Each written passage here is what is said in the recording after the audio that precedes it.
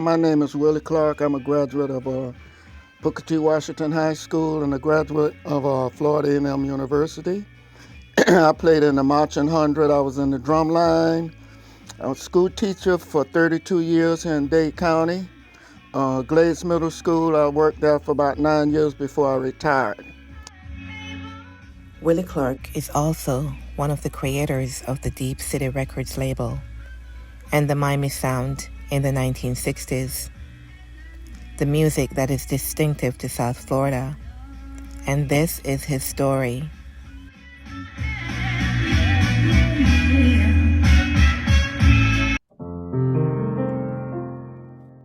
Born in the mid-30s in a community close to Albany, Georgia, Willie and his family came to Miami in the early 1940s.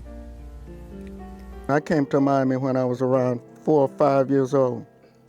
The motivation for my parents to leave Georgia, they wanted a better outlook, and in other words, they wanted to make a better environment, a more productive environment, rather than farming and doing, like what you do in the country.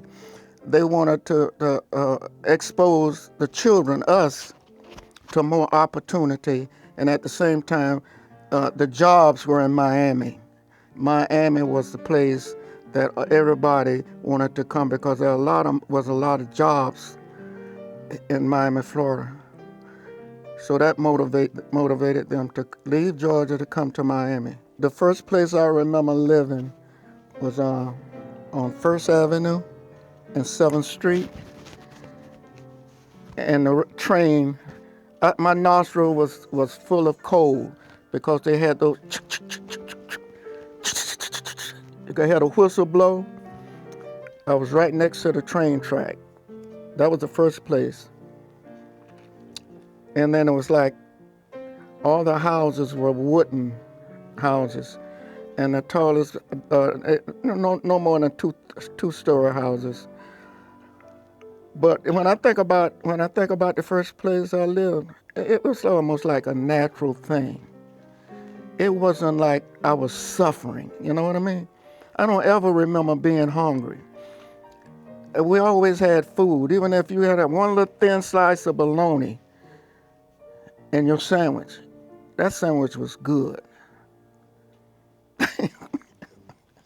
We didn't have what you might call lawns to mow on the weekend, and we might have had flowers around the house, but that yard was like nothing but dirt. And there wasn't a whole lot of dirt because we would sweep it up in a pile and sweep it under the house or something. But the neighborhoods were very clean because our parents made sure that when I come home from work, I hope you mop this porch and clean this yard, that kind of stuff. So the neighborhoods were clean. So basically there were no trash piles, no trash. And in other words, we lived clean because that's all we had. And our parents were orientated to domestic type work. And they didn't talk, you know how my mama was about cleaning up the house? So basically those neighborhoods were like well-groomed. Their houses just looked like shanties maybe, but everything else was like copacetic. Willie was interviewed in the 1940s about living in Overtown. Willie, what do you think of the neighborhood you're living in? It's nice. You like it? You don't think there's anything better? No. The job my father had, he would be like construction. And my mother, she worked, I remember her working in the cafeteria on 2nd Avenue, between 7th and 8th Street, where the Lyric Theater is. It was right in that neighborhood. And most of the businesses there was either Chinese, black, and they had, Overtown was like 2nd Avenue. It's like being downtown in one of these big shopping malls back there. It was like, it was lights everywhere. Neon signs on the businesses, and they didn't have to put bars on the windows. You know, when you look at business in certain areas, They got these steel bars on the window. You can't see what's inside, you know. But back then it was just plain, beautiful, clean glass. You could look in there and see the furniture. You could look in there and see the clothes. It was a good place to be. As a kid growing up Overtown, the main thing we did was play cowboy. Every Saturday we would like go to the movie, like 5, 6, 7, 8 years old. But that was happy days for me back then, because all we had to worry about was making a passing grade in school. Our family was going to take care of us and feed us and clothe us. So every Saturday, 10 or 15 of us would walk from 4th Avenue and 7th Street and 6th Terrace, all over in there, and we would walk all the way up to the Lyric Theater, or we would walk all the way up to 12th Street. They had a theater there called a Modern Theater. And we would walk, and we would come back and we'd be playing cowboy in the street, and then when we get home, we'd put on our homemade cowboy belts. We made our cowboy belts out of cardboard. In other words, we made some of the fanciest, the scabbards for the guns. We made wooden pistols, and if we had extra money, we would buy a cap pistol. And we would ride mop sticks for horses. And we would ride those mop sticks till the back of it get to a sharp point on it. But it was like we didn't wear shoes. Our shoes were for us to wear to school and to church. When we got home from school, we would take off everything but a pair of short pants. We used to get a lot of cut feet. But we would run through those alleys over town riding those broomsticks. As we grew up, I noticed one thing. Some of my friends, like my cousin, he never played cowboy. I think back to some of those guys, I said, I wonder why they didn't play cowboy. Come to find out they were a little bit more mature than running around on mop sticks. But as I grew up more and more, I became very interested. I just love music. God, I could entertain myself. I used to sing. I used to sing if I'm alone. My mother was a singer. She could sing. And I would just stand in the backyard. We had a big backyard on 7th Street with fruit trees and all that. And I would stand out there among those trees and sing my heart out. I was a good singer back then. I don't know what happened to my voice, but I would make up songs.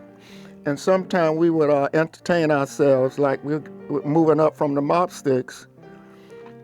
We would entertain ourselves by putting on little talent shows. It's going to be a talent show at the Thelma's house tonight, 6 o'clock. Be there, be ready to perform.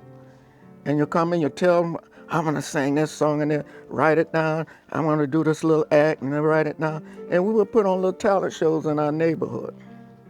That kept us entertained. We didn't have TV and cell phones.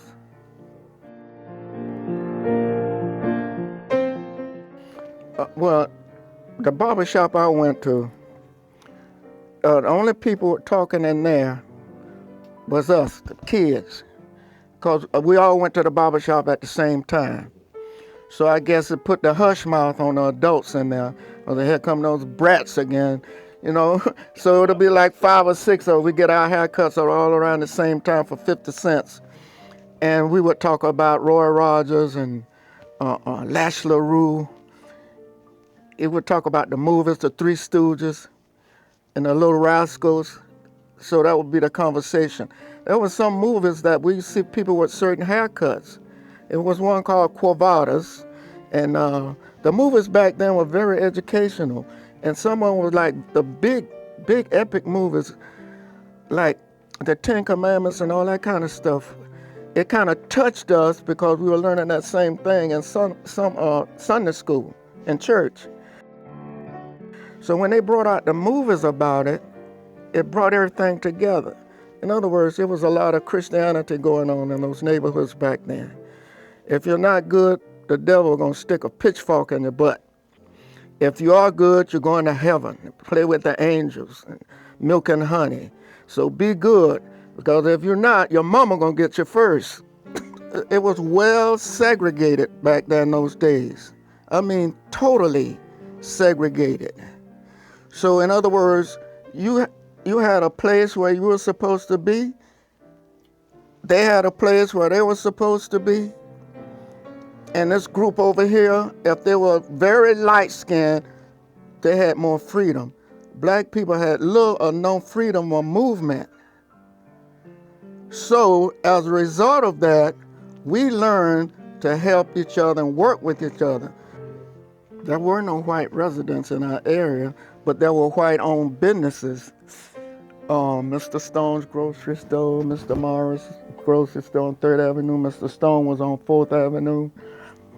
And they would like watch us and tell our mama if we did something wrong in the store. And they were like a part of the community.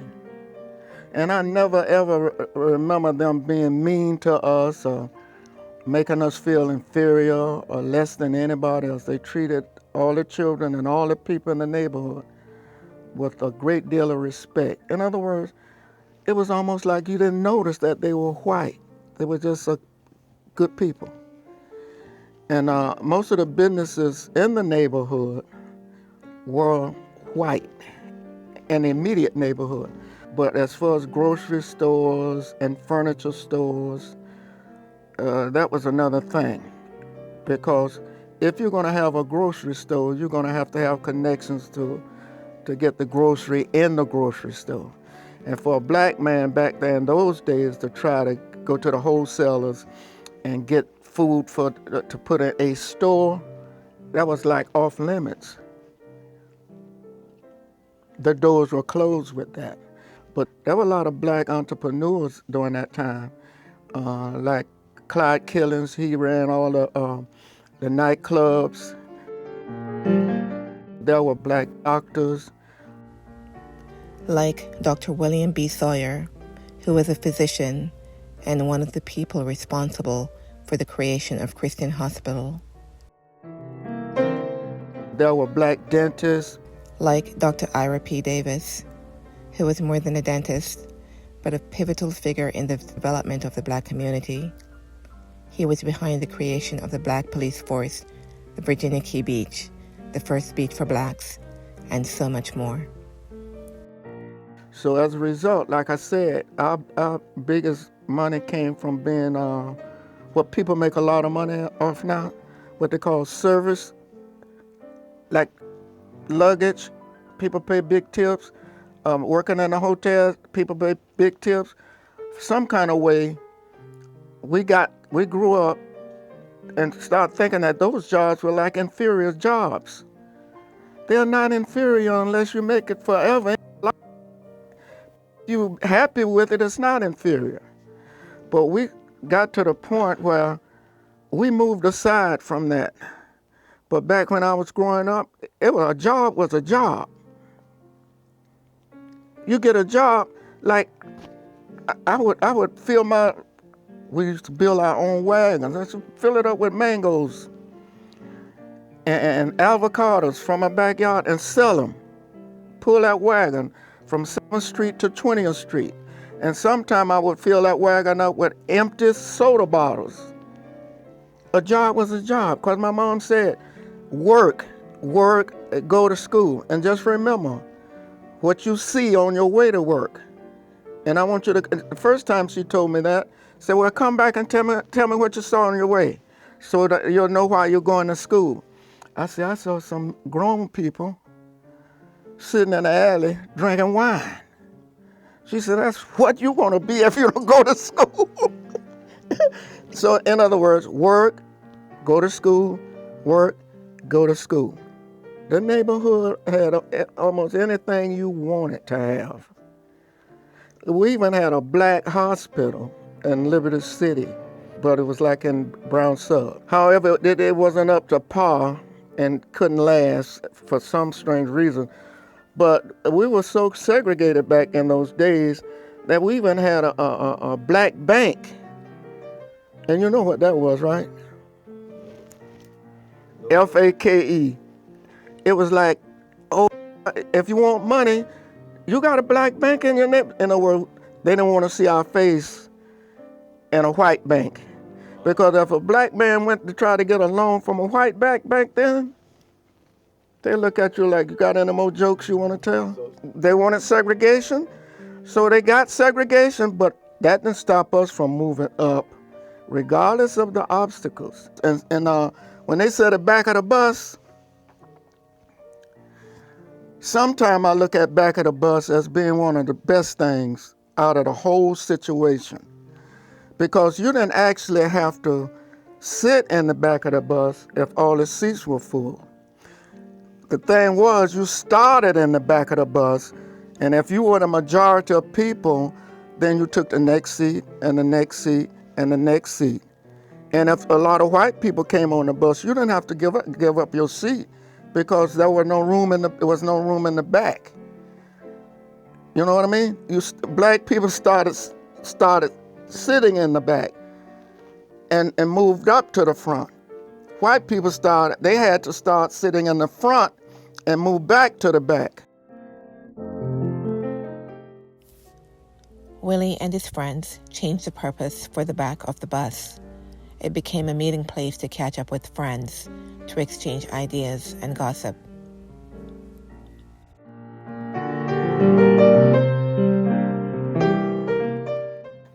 And I never will forget when I got lost over there on 20th Street one night after leaving Miami Stadium a baseball game. I got lost, and I got on the bus where it was full of white people. I knew I was really lost because the 21 bus, if you get on the 21 bus, that's full of black people.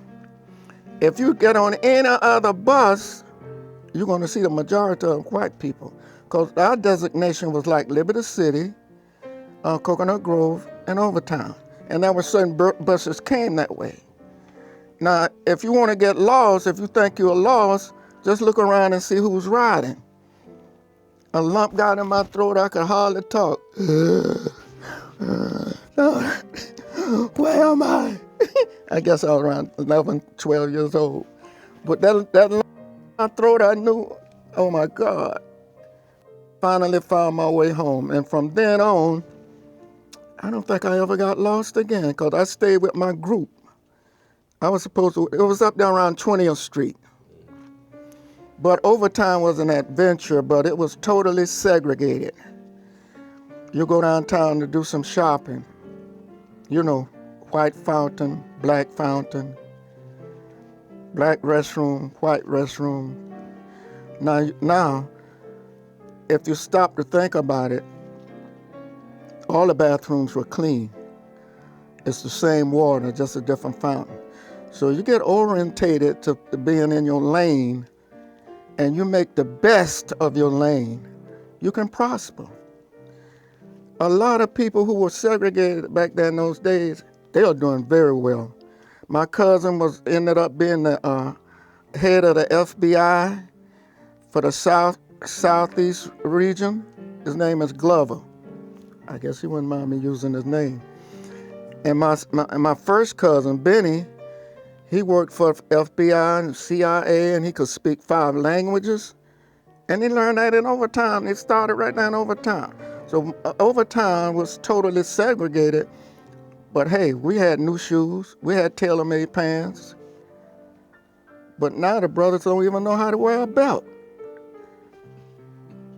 And you know, I have to blame that on education and moral values. Some kind of way they have found a way to divide and conquer us. And I don't want to get too much because at my age and stage in life, it took me like maybe 4 or 5 years ago to realize that how far have we really come as blacks? Overtown was segregated, Coconut Grove, anywhere that, in other words, we had our own village. Every section, like every village, had their own gang. My gang was called the 7th Street Gang. Their gangs were called Good Bread and Bucket of Blood and Chicken Neck or something. In other words, it was known for whatever was outstanding. Good Bread Alley was like it was very clean and pretty. We kept our neighborhoods grass cut, yard rake, and you see these designs they put on baseball fields sometimes that look like a checkerboard? Well, the people in Goodbread Alley didn't have grass and stuff. It was like dirt. So they would sweep that dirt up and it would be like flat, smooth ground. And they would take the rakes and put in the lines going this way. Then they'll come back this way. And then it would have a pattern. You hate to walk on it. And it was a clean neighborhood, Goodbread Alley and Bucket of Blood. They were like side by side. It was a big community up there, probably about 3 blocks from the school, from Booker T. Washington. The Goodbread thing came, that name came up because when the people cooked, the house, you could stretch your arms out like this and touch that house and touch the house next door. That's how much space was there. Each house, I guess they designed it like that for hurricanes and stormy weather, keep the wind from swooping the little house out by itself. But they would cook cornbread, crackling bread, biscuits, potato pie, and cakes, and fried chicken. But that main thing was when they made that biscuits and cornbread. So it turned out to cook some good bread there, boy. Smell that good bread. So that came out to be Goodbread Alley. And Bucket of Blood.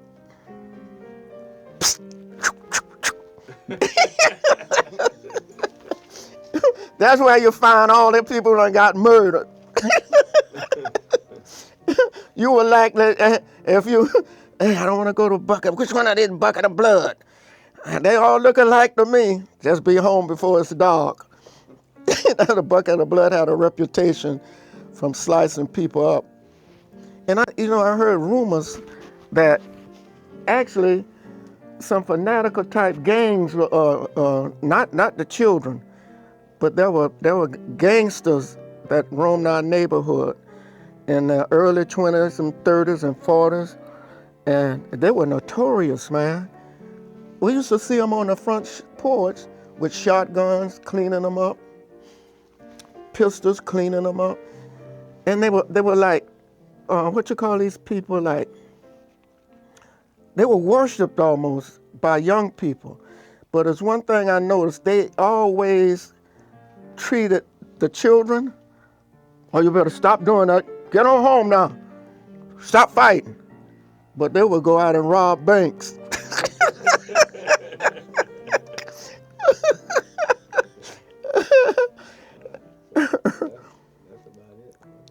But each neighborhood had a different gang. The 20th Street Sharks. And we would fight, fist fights. It wasn't shooting. And Coconut Grove was notorious for the switchblade knife. The nightclub scene when the guys got into a fight, the push button knives, they push that button and the blade drops out like that.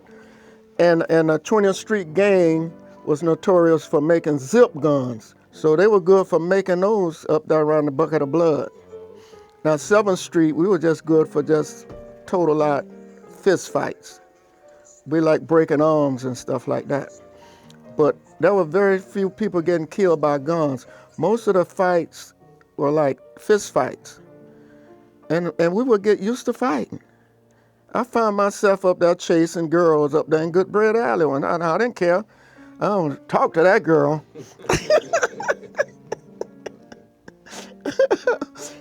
And so one of the gang members up there said, I heard Willie was up in our neighborhood. Okay, next one we catch up and we're gonna teach him a lesson. And I told my boys about it. And one of them, I guess he was chasing the girls too. They caught him up there and broke his arm. And we waited till they came to our neighborhood and we broke some heads. But we weren't killing each other. Because after a fist fight, we'll say, I'll see you next time.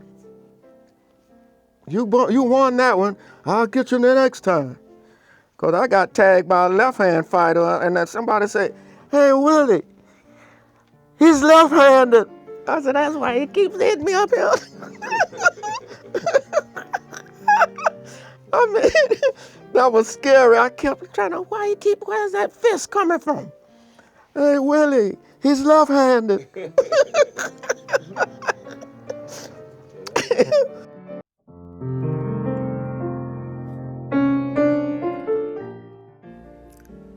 Willie attended Frederick Douglass Elementary School and then Booker T. Washington High School. We had some of the best schools back there when I was growing up. Very good schools. Super schools. Booker T. Washington High School was like, at first it was like they didn't want us there. They didn't want us there, and they didn't think that black kids needed high school. I think they went to 8th grade, and that was enough. So our parents, who are very, very conservative, whether people know it or not, they got together along with the people who they worked for, and they worked together and got Booker T. Washington to become 12 years of high school. That's when it just woke up black kids and made them into very knowledgeable, well-educated people. And they really tried to harass the school. And that kind of education was very limited. And a lot of the students that from Booker T came all the way from West Palm Beach. After they got to a certain grade, like I think it was 8th, to get that other 4 years, they had to travel from Palm Beach to Miami, Booker T. Well, that was one of the top schools, and they turned out some top people. But all the schools back in those days were top gun because they were totally segregated, and that's all we had. And we made the best of that. And if you missed school, the whole neighborhood would know. And your mama would be waiting with knuckles. You didn't go to school today. You better throw some money in the house before you walk in there. Oh, Mama, I went down to the dock and I made some lunch money. Let me see that lunch money. That's the only thing we'll spare you. I graduated from Booker T. Washington in '55. Willie then attended Florida A&M College in Tallahassee, where he was part of the Marching 100 Band. FAMU is a super college, a university. And most of the people that went through FAMU, they are well educated. And the people who I was surrounded with came from Overtown, Booker T, Northwestern, and stuff like that. They were well educated people. And by the time they got through college, if you listen to some of that music and people I worked with, that's why the music was so good, because we locked in to knowledge. We wanted to make A's and B's. We don't want to, if you dealt with F's and D's, you got beat down when you came home. Spending my money on you. I remember my mama put a whooping on me. I had too many beers one night celebrating and came home. She said, "Oh, buddy, oh, come in here." Boom, boom. And put me in the bathroom, put that cold water on me and said, "Oh my God, my child going to college will turn out to be a fool." I said, "Mama, I promise I know you're not." Boom. But we were orientated by our parents. Say, you got to make A's and B's. You got to be twice as good as the competition. And we knew what the competition was. And I started writing lyrics in college. I was taking this course called Creative and Mental Growth. They was teaching me how to be a good teacher. I majored in art education. And they gave us a course in writing from what we could see from famous paintings like Mona Lisa, Whistler's Mother, and all that kind of stuff. And from that, it just, my creativity just caught fire. And I had about 3 or 4 notebooks, thick notebooks of lyrics when I left college.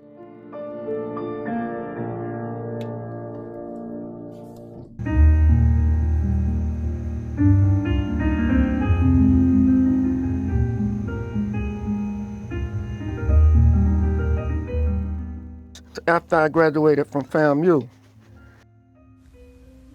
Willie returned to Miami and the vibrant Overtown.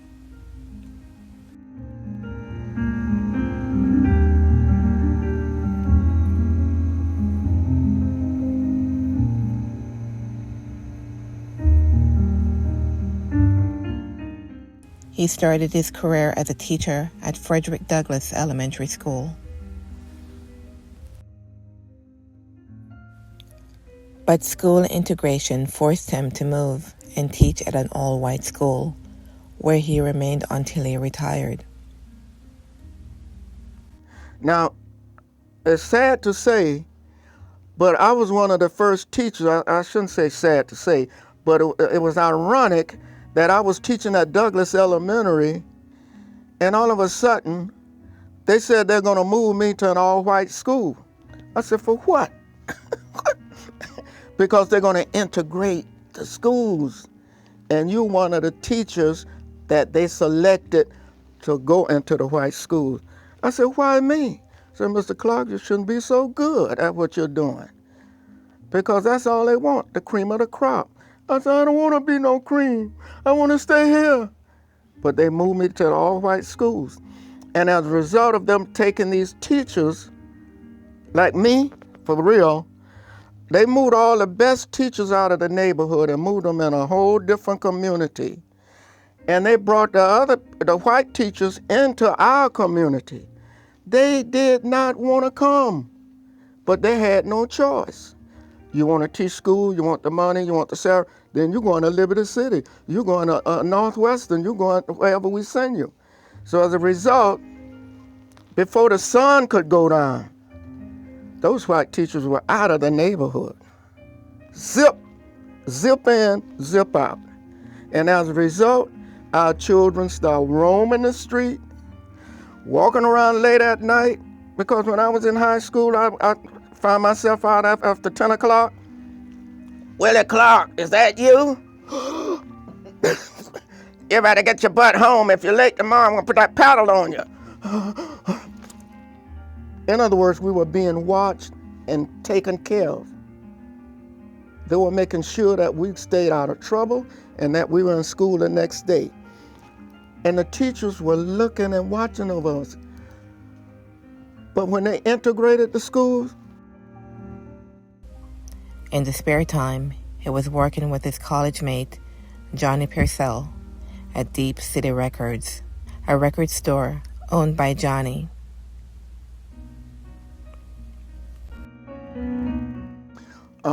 The music industry has been very positive for me. Me and Johnny Purcell, we started out with Deep City Records in Liberty City on 22nd Avenue.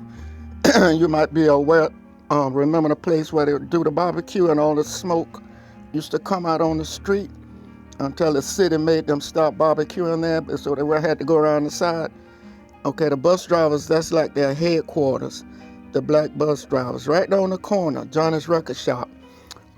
We started writing songs. I got into writing songs. I guess all my life I've been a songwriter and a poet and a painter and a teacher and a leader. So together, we got together because we were just wild about music, especially the Motown sound, Stax. And we didn't get too much exposure in Tallahassee with the R&B stuff. So in Tallahassee, we listened to the country stuff. And when I came home for the summer or Christmas holidays, all the country music I was hearing in Tallahassee, it kind of blended in with what I was hearing in Miami on WMBM and so forth.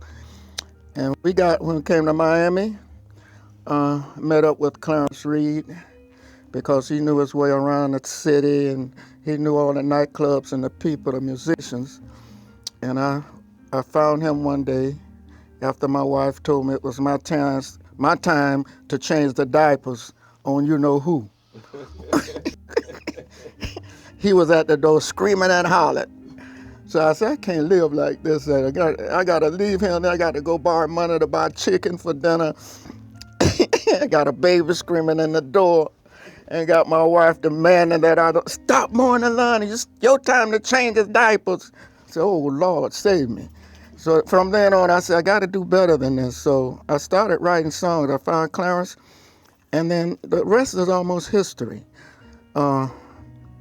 We started writing songs, and it looked like everything we wrote was ready for airplay.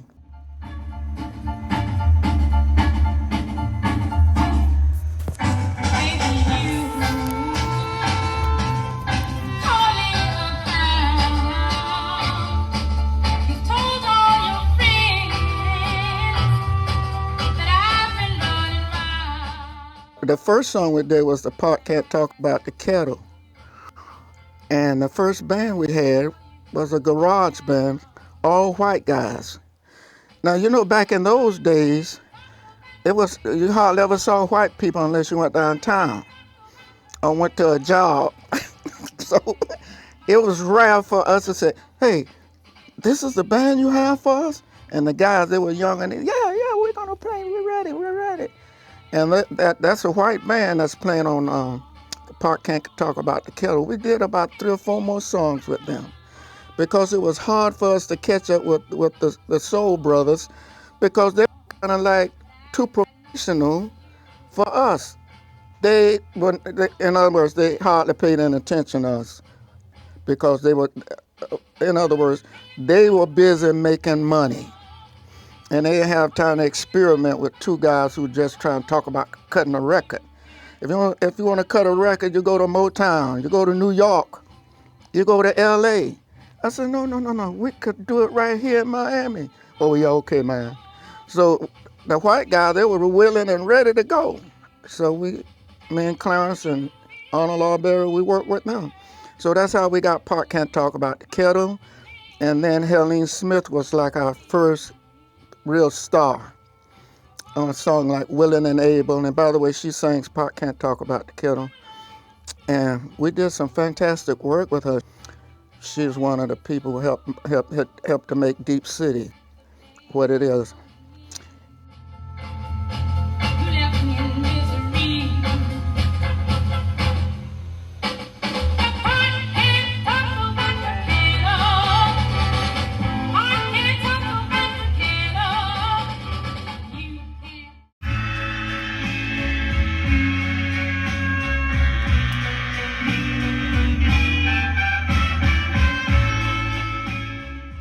Deep City Records consisted of Johnny Pearsall and Willie Clarke, a piano in the back of Johnny's record shop. The record shop attendant Helene Smith, who was the main singer, and Clarence Reed, the man around town, singer and producer. Soon after, another college mate, Arnold Haas Albury, became the composer and arranger for the group. And then we hooked up with Little Beaver and Frank Williams and the Rocketeers, and they were so good, man. Now, we always knew that these bands in the nightclubs like the Fiesta, the Harlem Square, the Rockland Palace, the Sir John, the musicians, oh man, they were the best in the world. In other words, they worked on Miami Beach in the big hotels for the big time tourists and big stars like Frank Sinatra and all those people, and they come up, and these guys were so good, and we couldn't wait to get them in the studio.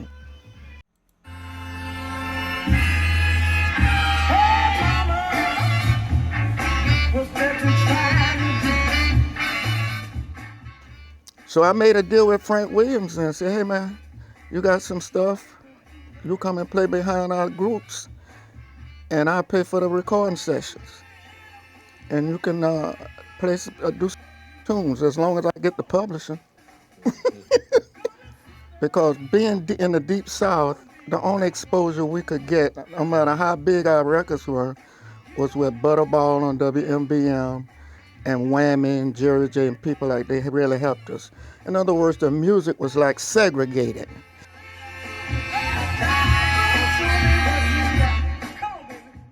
I wanted to build a studio. I wanted to build a studio. I wanted to build Deep City Studios back there. But this black bank we went to was fake. We found out we were smart enough to figure that out from the second time we went there. We were wasting our time there. Now, we had a friend who graduated from FAMU. He turned out to be an executive for one of the major white banks. I can't think of the name of it. It's Liberty or Capital or something, but to this day, it's a big bank. He was sitting up in there in a big office, and he knew us. He went to school with us. Okay, we got this plan, and we got this resume, and we got this, and who's going to have this. We got stockholders. They donated this kind of money. They got signatures. We said, what else we got to do to get a bank loan? Gave us a thing to fill out. We went and filled out, came back. Oh, we forgot to do this part. We went and did that part. After a while, he just had to admit to us, oh, look, man, you know, you guys doing everything right, but the money's not available. That's the kind of thing we had to go through back then. Sad, but true. And I think it's like that now. However, by Miami, the black community being noted for music from playing on Miami Beach to white audience all the time. And those same white people who came down, who came over sometime from Germany and all the tourists, they would come to Miami, 2nd Avenue and 6th Street, to the Sir John, to the Fiesta, to the Rockland Palace, to the Harlem. And the white people got into our music. So whenever they came to Miami, that's where they came. They came to Overtown, which was called Miami. They didn't go to Carl Gables to a nightclub. They wanted to hear black music. And it got to be very popular. And the musicians were most of them were from the Bahamas and Jamaica. So from that, the culture of Miami became what you might call that sound. The Rockland Palace was one of those, it was the most fabulous nightclub in Miami Overtown. It had this big neon sign. You know how the bulbs go round and round like that?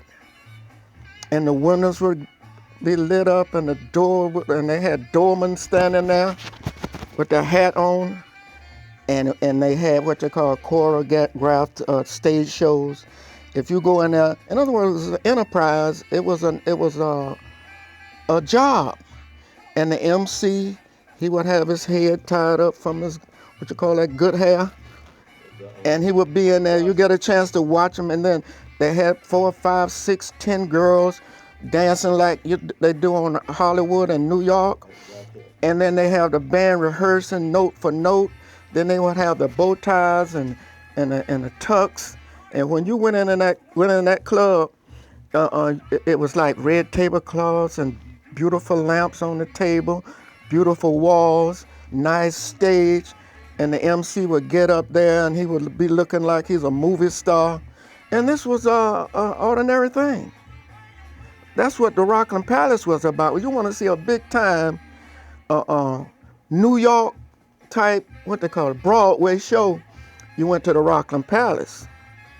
Phil Harris worked there, and man, he was terrific. He had a song called Get It, Goddamn It, Get It. And he would get there and do his thing and take his coat off and swing it around, and people would, Phil Harris, he's back in town, and they would pack the club. And he would actually rehearse the band, tell the girls and how to step this way and step that way. He was a genius.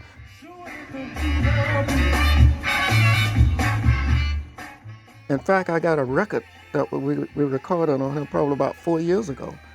Maybe 4 years. He came back to the studio and did those songs that he used to do. His favorite, in other words, he had trademark songs. You want to see a Hollywood show, you go to Rockland Palace. The rest of them was kind of like, you just walk in there, sit down, buy a drink, behave yourself, but you had to be ready when you went to the Rockland Palace. And the Harlem Square was another one. Harlem Square was the biggest club. It was the largest club in Overtown, Miami, and they did all the big time shows like the Sam Cooke, the Drifters. In other words, the groups that were very, very hot back then in those days, they would have to appear at the Harlem Square because they had two tiers. They had an upstairs and a giant dance floor, and underneath the upstairs were tables, and the floor was just a big floor like a basketball court. And I remember taking Helene there for when she had a hit record. I think it might have been the part Can't Talk About the Kettle or Willing and Able, but she was on the same show with Sam Cooke and some more big stars, and she pretended that I don't want to go home. Oh, I don't feel it. I said, well, come on, and we came down and you all rehearsed everything, and I want to go back to the record shop. But that's the experience. I think that was the last time I went into Harlem Square. Helene was the main female on the Deep City Records label until a young Betty Wright walked into Johnny's record shop.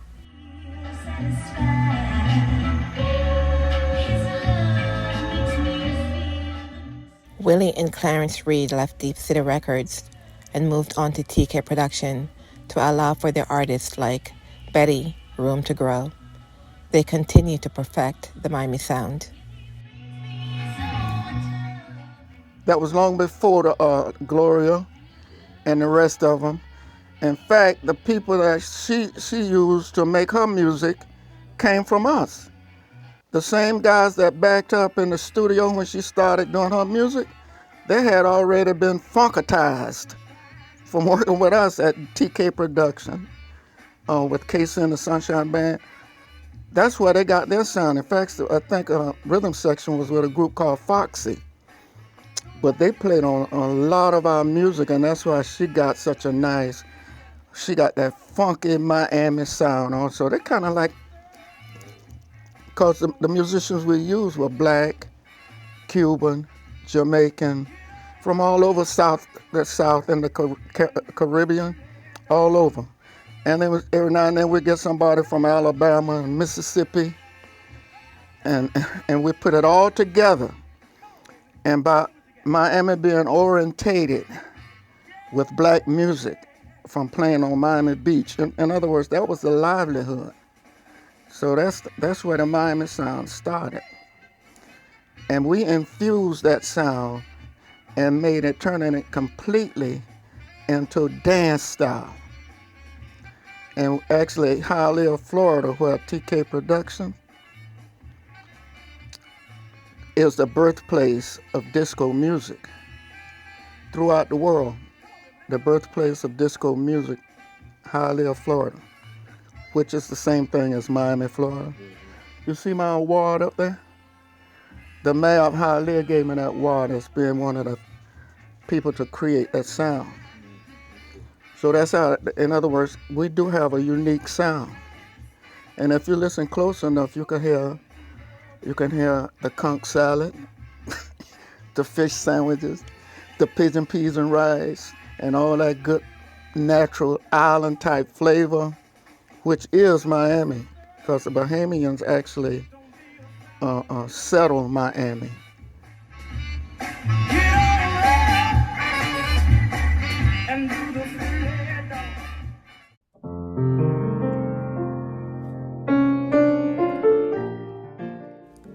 During all of this were rumors that the roads were coming. They took pictures of certain areas of Overtown and other places when they were ready to integrate the neighborhood, and the politicians, I'm going to build sidewalks in your neighborhood if you vote for me, that kind of thing. It was like very political. They took pictures like that and said, we're going to improve this, we're going to make things better, but that's not the whole spectrum of the neighborhood. You know how you say, hey, this is bad, let's take a picture of it. This is good, we don't have to do this one because that's good. So it was those kind of pictures, I think, is more political than reality. I was living over there on 7th Street between 3rd and 4th Avenue.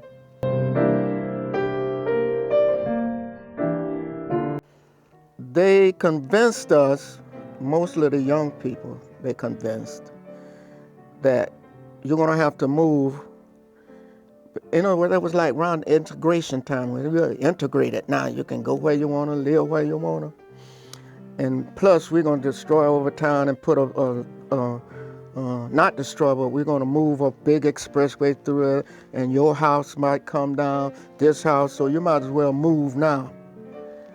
So that was like a mass exodus of the elite. I call ourselves the elite, the backbone of the community, the well-educated, the well-orientated, self-sufficient people packed and moved out. And some of the people who knew better did not move, but they didn't have no backup. As a result of them putting the expressway through there, that killed the community. That's killed the cohesiveness of the togetherness, the good education. And then another factor is, it was almost like when they said integration, to young people, that meant freedom. Now we can sit anywhere we want to. We don't have to come home when the sun goes down on Miami Beach. We can go into the nightclubs. They're getting rid of the black faucets and the white faucets. You can go into Royal Castle. You can go into the Burger King. You can go anywhere you want. Now, as young people, that just lit us up. Oh. Because we were smart and well educated. We could navigate ourselves around the world if we had to. Most of the kids were like trilingual, speaking 4 languages, doctor educated, dentist orientated and everything, well educated. Oh, when they opened the door, the caged bird flew out.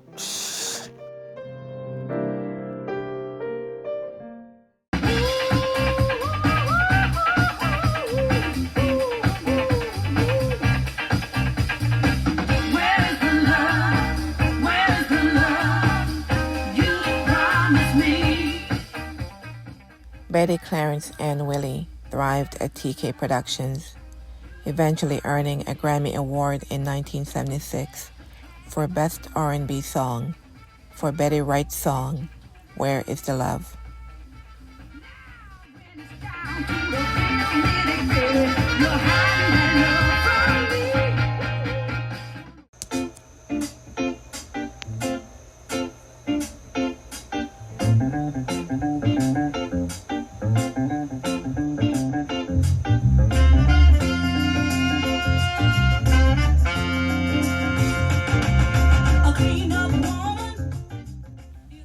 And 50 years after the release of Betty's song, The Cleanup Woman, Willie received notice from the Grammys organization that the song was inducted into the Hall of Fame. Oh, man,